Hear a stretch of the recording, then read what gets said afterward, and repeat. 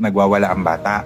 Ano pa pwedeng gawin? Sa behavior, according sa research, para daw madaling matandaan, meron yung abbreviation na SEAT, S-E-A-T.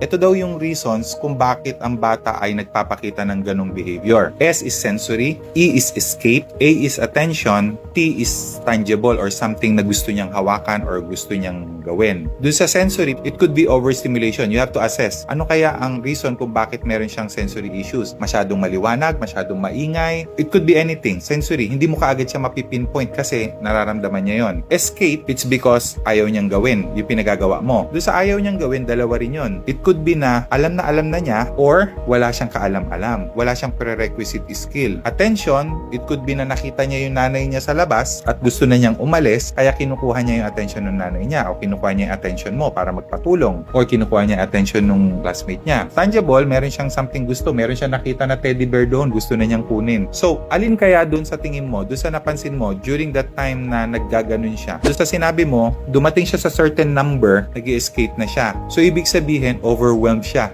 So, it's something na siguro na overstimulate siya kasi ang dami na niyang binasa, kaya gusto na rin niya mag-escape. Di ba? It's possible.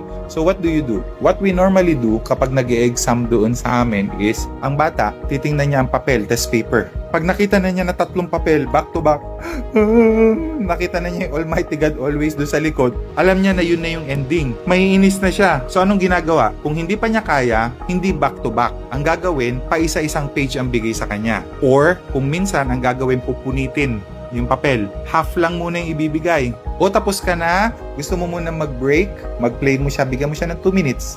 After that, oops, time for your test, bigay mo ulit. After that, break ulit. Until such time na yung dating 3 questions, gawin mong 4 questions. Gawin mong 5 questions. Pahabain mo. Yun yung tinatawag na accommodation.